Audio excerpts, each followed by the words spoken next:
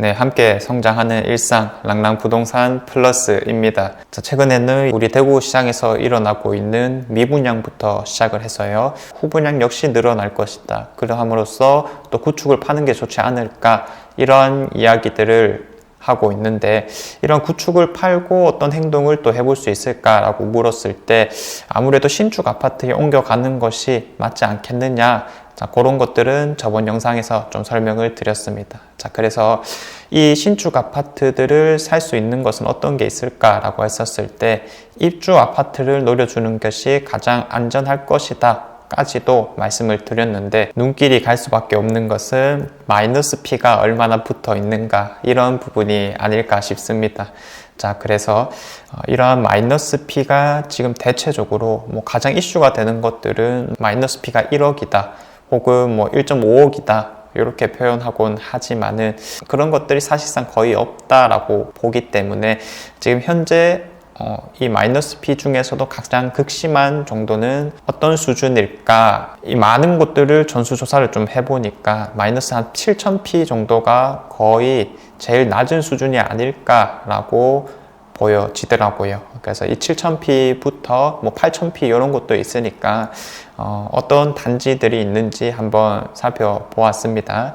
자, 우리가 그런데 이제 한 가지 놓치지 말아야 되는 것은 사실 마이너스 7000이냐 마이너스 8000이냐 이런 것들은 두 번째로 중요한 거였고요.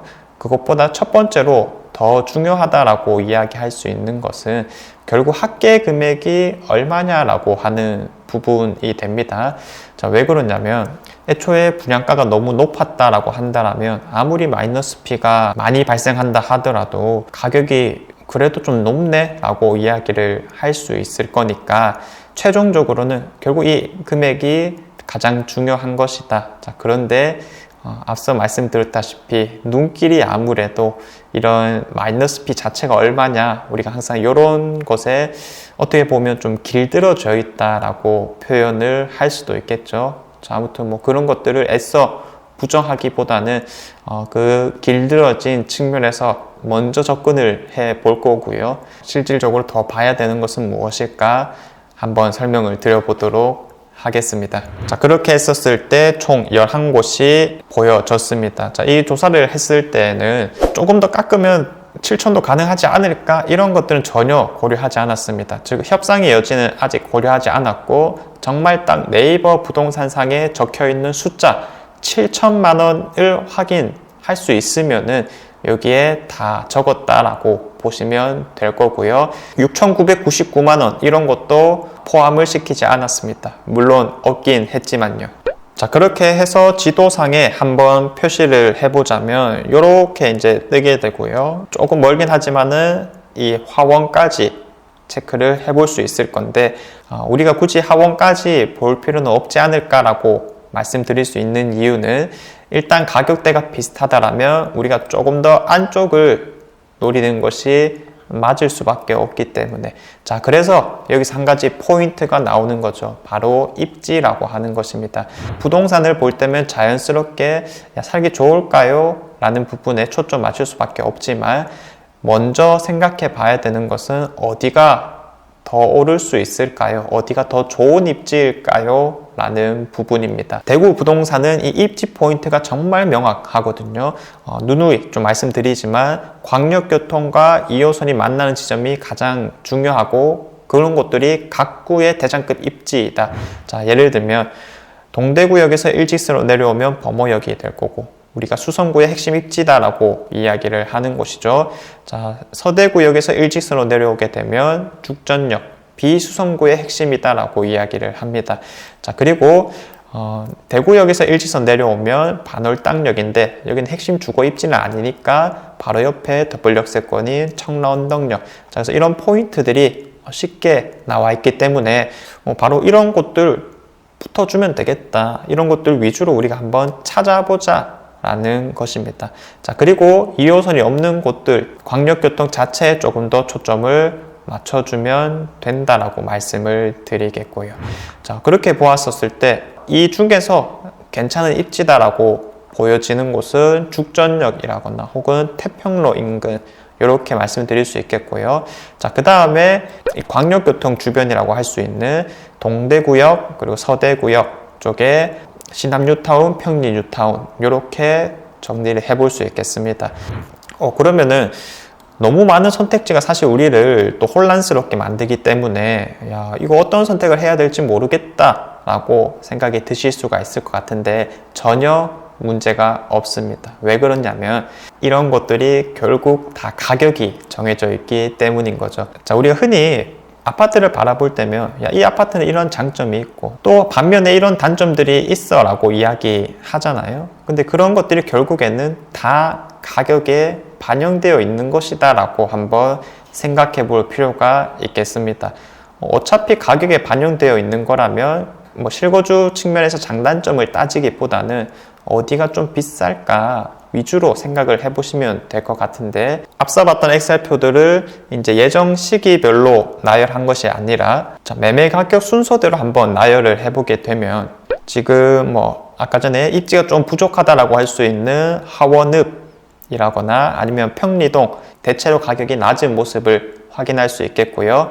그리고 좀 눈길이 간다라고 했던 지역이 죽전역 인근이라거나 혹은 태평로 인근이 5억대에 좀 가깝네, 비싸구나 라는 것을 또 확인할 수가 있겠습니다.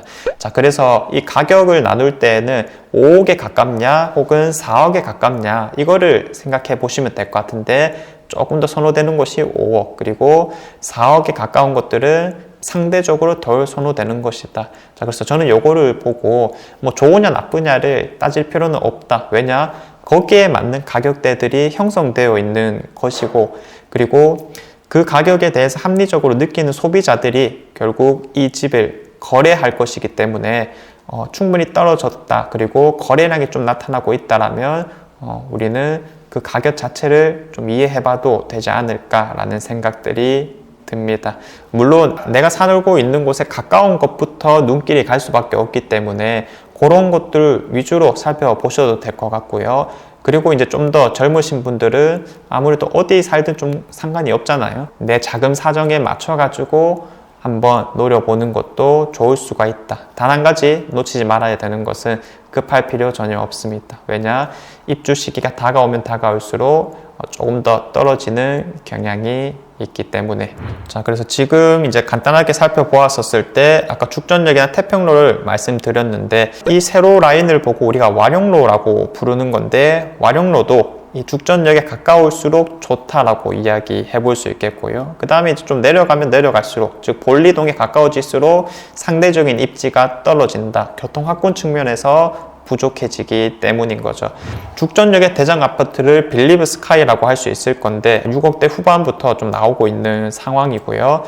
바로 위에 있는 빌리보 메트로뷰나 아니면 죽전역 시티 프라디움 5억 정도 수준에서 우리가 살 수 있는 거죠. 가격 차이가 왜 이렇게 많이 나냐라고 묻는다면 이 위쪽 죽전동은 이제 막 개발이 좀 시작되는 느낌이라서 아직까지는 인식 변화가 필요하다. 그리고 이 단지 내부적으로 보았을 때도 한 동짜리이기 때문에 세대수가 적고 선호도가 좀 떨어질 수밖에 없다. 자, 그러면은 이 두 개 중에서 뭐가 더 괜찮으냐라고 묻는다면 일단은 정말 인접한 곳이고 같은 인프라를 누릴 것이기 때문에 브랜드 가치에 좀 눈길이 갈 수밖에 없을 것 같은데 아무래도 신세계 건설이 조금 더 눈길이 가는 상황입니다. 다만 우리가 직접 가서 뷰를 보는 것이 가장 정확할 것이기 때문에 미리 너무 확고한 정답을 정해 놓을 필요는 없을 거고요. 이 정도의 상황에서 내가 나중에 한번 가봐야 되겠다라는 식으로 생각하시면 되겠습니다. 자, 그리고 이제 이 와룡로로 조금 더 내려가다 보면 죽전 태왕이라는 것이 있는데 지하철역에서도 그렇게 멀지가 않고 그 다음에 장동 초등학교 학원가도 그대로 누릴 수가 있기 때문에 상당히 괜찮은 거 아니냐. 그런데 한 가지 아쉬운 점은 이 장기로 아래쪽으로는 덕인 초등학교를 보내게 됩니다. 자, 그래서 이런 덕인 초등학교로 가는 것이 아무래도 장동 초등학교보다는 덜 선호되기 때문에 이런 것들이 단점이다라고 얘기할 수 있는데 그래도 이 태왕아너스는 와룡로에 딱 붙어 있다라는 측면에서 뷰 자체는 잘 나올 것으로 예상이 되죠. 자, 그래서 바로 앞에 있는 동아위시를 충분히 따라 가려고 노력을 할 것이기 때문에 이런 것들도 4억대 초반 수준이라면 아주 괜찮은 가격대이지 않을까 라고 이야기해 볼 수 있겠습니다. 하나의 아파트를 골랐을 때 첫 번째 가치는 단연코 뷰이기 때문에 이 앞산 뷰가 또 나올 수 있는가를 체크해 보시고, 안 되면은 이월드 쪽 뷰라도 잡아 보시면 되겠습니다. 두 번째 포인트라고 할 수 있었던 태평로 인근이라고 한다라면 이 제일 풍경채가 지금 딱 마이너스 7천입니다. 나머지 뭐 5천 이런 것들도 충분히 주변을 보며 있기 때문에 같이 살펴보시면 되겠고요. 자, 이 제일 풍경채 같은 경우 뒤쪽에 주상복합 아파트들이 아주 고층으로 들어옴에도 불구하고 왜 마이너스 P가 이렇게 극심한가라고 묻는다라면 동간거리 같은 것이 실제로 가보면은 너무 좁다라는 느낌을 받을 수가 있습니다. 자, 그래서 앞동이 아니면은 사실상 좀 선호되는 게 약하지 않을까, 그렇게 바라볼 수가 있으니까 최대한 앞동으로 뷰가 나오는 것들 정리를 해보시는 게 좋을 것 같습니다. 조금 더 좋은 입지로 넘어갈 수 있는 기회가 또 될 수 있다라고 보기 때문에 우리 가까운 곳들부터 이렇게 신축 아파트들을 한번 쭉 살펴보시면 좋을 거고요. 흔히 많이 하는 실수는 앉은 자리에서 무엇인가를 결정하려고 한다라는 겁니다. 자, 저도 그렇게 못합니다. 항상 가보고 그 다음에 매물 정리도 좀 해보고 주변도 한번 걸어봐야지만, 그리고 이제 그게 한 단지뿐만 아니라 몇 가지 단지들이 우리 안에 쌓여 있을 때 우리가 비로소 이게 정답이겠구나 하는 것을 스스로 발견할 수가 있을 거거든요. 그냥 제 말만 듣고 어떤 선택을 딱 하려고 하는 것은 분명 이 불안함들이 지속될 수밖에 없을 것입니다. 자, 그래서 지금 결정하지 마셔라. 우선은 행동을 좀 해라. 그 다음에 결정해라. 이렇게 정리를 좀 해볼 수가 있겠고요. 앞서 말씀드렸다시피 우리가 마냥 조급할 게 없는 시기입니다. 왜냐? 입주 시기가 다가올수록 가격이 싸지기 때문에.